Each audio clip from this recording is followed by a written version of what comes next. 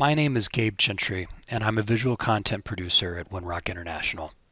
In this smartphone camera course, we will focus on three essential elements of professional photography: the rule of thirds, exposure, and media releases. Mastering the rule of thirds is the surest and quickest way to create visually appealing images, and learning to adjust exposure settings allows you to capture the perfect shot in any lighting condition.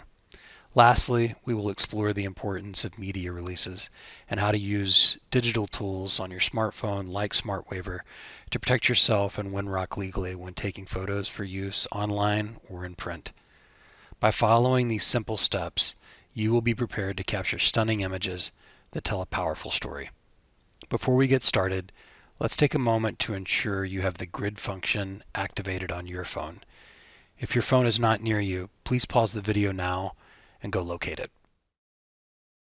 Welcome back. All right, so the first step in turning on the grid function is to locate your settings icon. This is going to be the same in both Android and iPhone. Once you've selected on settings, go into the camera function, and once in the camera function, you're going to locate the grid and then switch it to on. If you now see the outline of faint lines and a 3x3 grid on your camera viewfinder, well done. You have activated the grid function in your smartphone. The rule of thirds is a technique for composing an image by dividing the frame into thirds, both horizontally and vertically, to create a grid of 9 equal parts. The intersection points of these lines are called power points, and they are ideal for placing the subject or the other elements in a photo.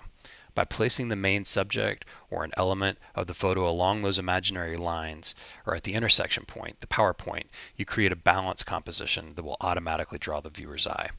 The reason that the rule of third works is that it creates a dynamic composition compared to simply placing the subject in the center of the frame. By placing the subject off-center, it creates tension and a little bit of energy in the photo that allows the viewer's eye to move around and explore the various elements. Using the rule of thirds effectively requires a bit of practice and experimentation. So let's get to it. In the following example, you'll see how I used the grid function on a recent trip to Western Africa to make images following the rules of thirds. In this test case, we'll also be addressing adjusting exposure levels. Portraits is a style of photography that captures the personality and mood of a person or a group of people. Portrait photography can be divided into two categories: posed and candid. Personally, I'm a candid fan. Posed portraits are where the subject is arranged in a specific pose or expression by the photographer.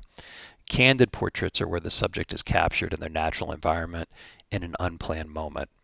A good portrait photograph should be able to tell a story, convey the subject's personality, and evoke an emotional response from the viewer.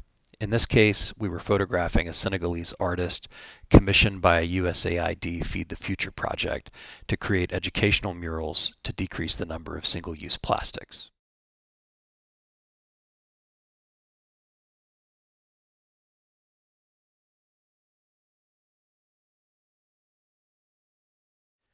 To discuss exposure levels, we will look at several environmental elements from the artist's studio. Exposure is the amount of light that enters the camera's sensor, and it can greatly affect the quality of an image. To adjust the exposure on a smartphone, simply tap on the screen where you want to focus and gently swipe up or down to adjust the exposure. This will ensure that your photos are neither too dark nor too bright.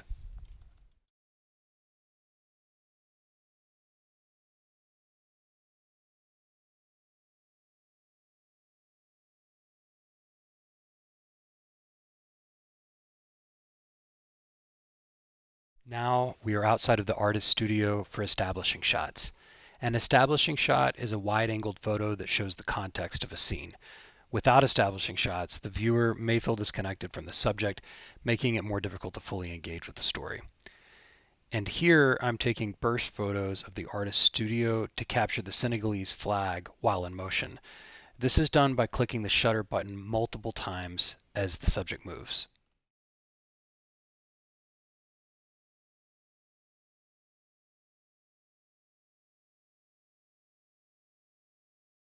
Lastly, let's discuss media releases. A release form is a legal document that grants permission for Winrock to use a person's image, likeness, or other identifying information. It is critical to obtain a release form when taking photographs or videos of people for distribution on the website, social media, or in funder reports. This is a matter of ethics and legality. Taking someone's photo without consent can violate their privacy and personal or cultural boundaries. You must obtain explicit consent from the person being photographed or videoed. Failure to obtain consent can result in legal consequences for Winrock. Smart Waiver is Winrock's preferred method of obtaining paperless consent. Smart Waiver is provided by the communications department at no cost to our projects, and it can be installed as an app on your mobile device. It is functional online and offline. So let's take a look at the app now. Smart Waiver is an app. This app allows staff to collect digital waivers in areas without an internet or cellular connection. In this mode, the waiver is downloaded onto the smartphone or tablet. Once an internet connection is reestablished, the signed document is automatically uploaded to the Smart Waiver database. As a staff member, please feel free to assist the individual that's been photographed in completing their waiver.